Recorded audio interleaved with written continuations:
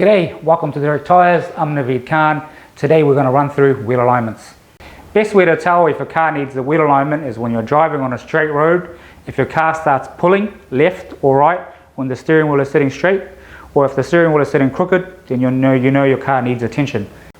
It's important to understand the difference between balance and a wheel alignment. Balancing is to do with vibrations. If your car is shaking on high speed, alignment is to do with pulling. So if it veers to the left, veers to the right, that's to do with wheel alignment. It's really important to understand difference because we get a lot of people come in and they don't know what they need. Signs you're going to see on your tires if your alignment is bad is you're going to get uneven tread wear. You'll get one side worn than the other. What we're trying to achieve with good wheel alignment is even tread wear throughout the whole surface.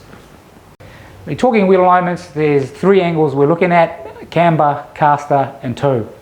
So we've got a diagram here to illustrate what it looks like. Negative camber is basically the wheels tucking on top of the wheel, tucking into the car.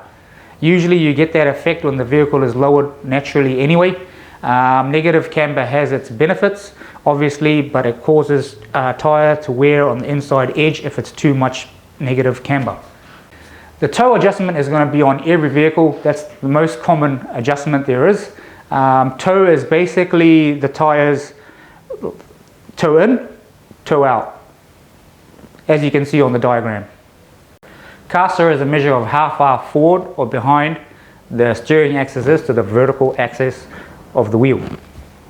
The caster angle is also playing a major role in how your wheel recenters itself after you're turning. Best time to do a wheel alignment is when you're getting new set of tires. Obviously, if you change any suspension parts, you want to look at that. If you hit curbs and potholes, that's what puts your wheel alignment out. So that's something you want to keep an eye out. If you're driving, obviously you feel it pulling, that's the best way to tell. So now that we've done a little bit of theory, we'll go into the workshop and see how wheel alignments are done. So in the workshop, we've got a couple of Hunter Hawkeye Elites. They were the latest technology available at the time we got it. We've been working with Hunter for about 22 years now. So it's really the only machine that we've been using in this workshop. We'll run through what it takes to get the alignment done.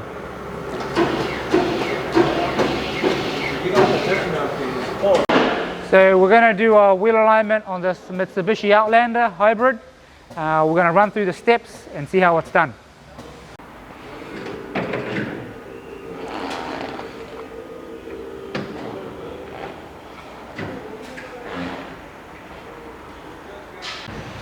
So now we'll run through the setup. Technician. The registration of the vehicle, so we record every job.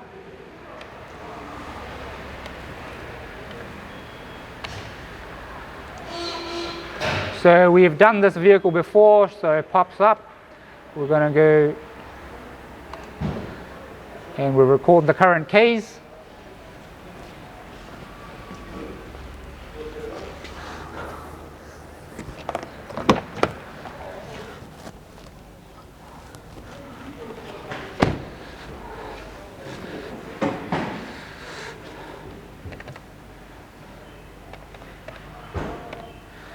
So this machine has every vehicle that's available out there.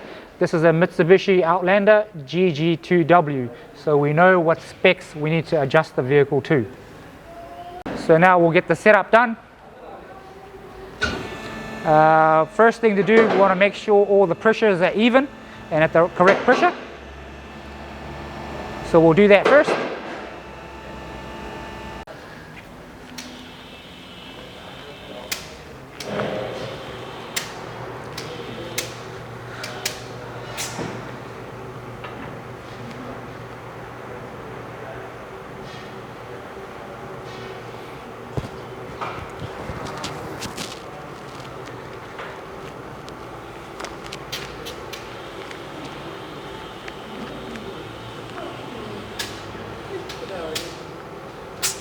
So now that the pressures are all even, we're going to roll the car forward onto the plates. We've got a couple of blocks in the back. With a lot of these new cars being a hybrid, you can't have the engine off, otherwise it goes into park straight away. So we've left this one running. Now we're going to get the sensors on there.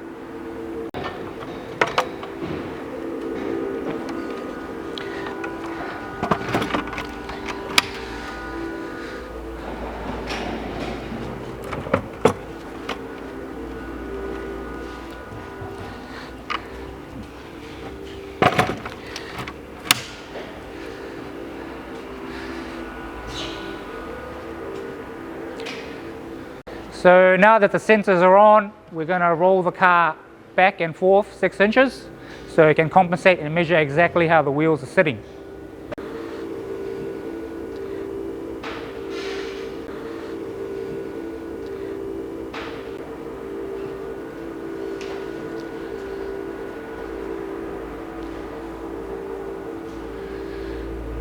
Cool, so now we'll lock the brake.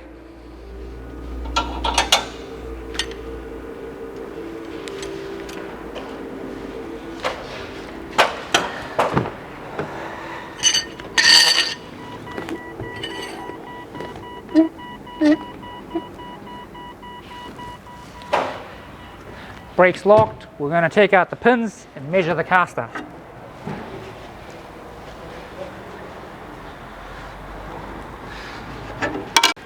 Measuring the caster, you got to turn the wheel one way, the other way,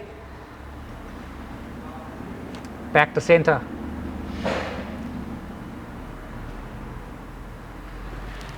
So now we've got all our readings. Let's have a look on the computer and how we're sitting. We want to save before, so we've got the before readings. So on this, it's got a virtual view, which gives you an exaggerated look on how it is, but gives you an idea. So you've got the toe reading there, which needs to be adjusted, and you've got the rear toes that are in the red. They need to come in the green to manufacturer's specs. But first, we've got to lock the steering wheel into the center position so it doesn't move. So now we've got the steering wheel locked dead center. This is very important because that's the way your steering wheel is going to sit after the adjustment. So you got to make sure that it's locked straight. You get some guys that lock it crooked, and then we're going to have to redo the job.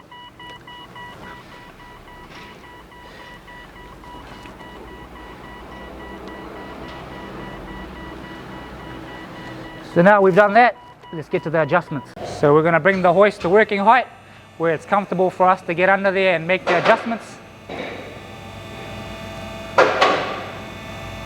One point I forgot to mention is as you can see here, we've got a pit where the hoist drops into. So that means doesn't matter how low your car is, we can get it on there. The pit's been here for about 6 or 7 years now, so we know what it's like to work without a pit. It makes a huge difference. So back on the machine here, you always start from the rear, because it makes a difference to the front. So you always start from the back and then go to the front. Over here we can see our toes are out, not within manufacturer specs. So the idea is to bring it within the tolerance that the factory allows you. Over here is 2.5 to 0.5 mm. This thing works on points of millimeters, so it's really a minute reading.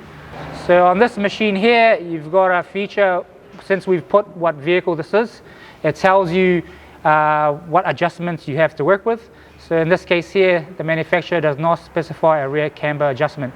So we don't have that adjustment. However, we do have a rear toe that's adjustable, so we're going to do that. Front's got no camber or caster. All we can adjust is the toe. So now let's get in there and make those adjustments. So now we're under the car. We're going to come to the back. Over here is a rear toe adjustment. So you crack open the rear one.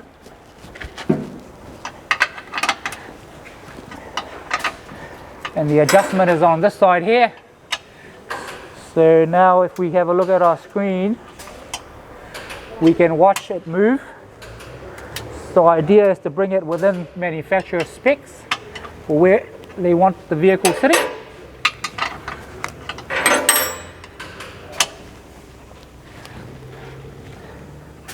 So that's in the green there.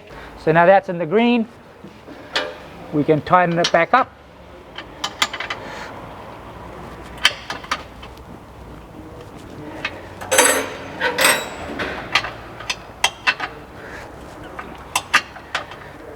Make sure it's nice and tight.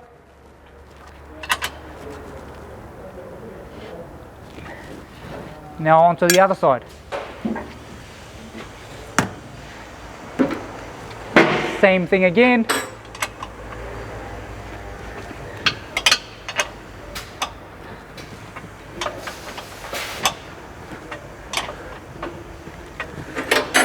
We got a little bit loose. Oh, maybe not loose enough.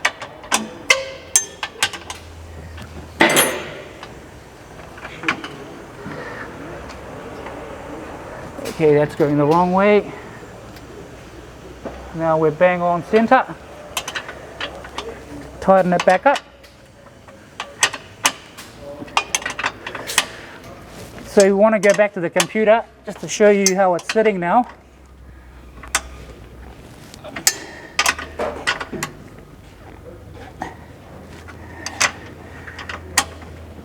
Rear is done. We'll come back to the screen, switch it on to the front. So on the front we've got the left. So like I said, that's points of millimeters. There's a real minute adjustments. This Hunter Hawkeye Elite works on digital cameras. You can see the red lights flashing at the top. So those are taking pictures of the sensors. So this is a $50,000 machine when we bought it. So it works on real minute readings. Okay, so now we'll go and adjust the left toe. So now the front toe is just here. This is called the tie rod end. Well, the inner and the outer tie rod. What we want to do is get onto this nut here, and crank it open. Boom. Now when that's loose, we can just shift the rod in or out, which gives us toe in or toe out. So now we're going to adjust the rod, and if you look on the screen here, you can watch it going into spec.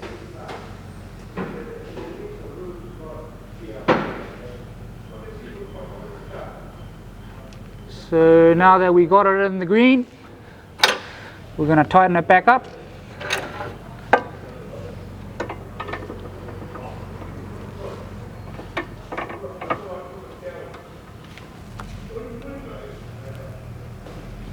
Okay, boom, in there. You can see here, everything is within spec. So if we go back to the virtual view, you could see before, now theoretically, everything is center. And that's how a wheel alignment is done. We can stop it there, save the job, or print the report for the customer. So we hope they gave you some insight on how wheel alignment is done and you got some value from it. We'll see you on the next one.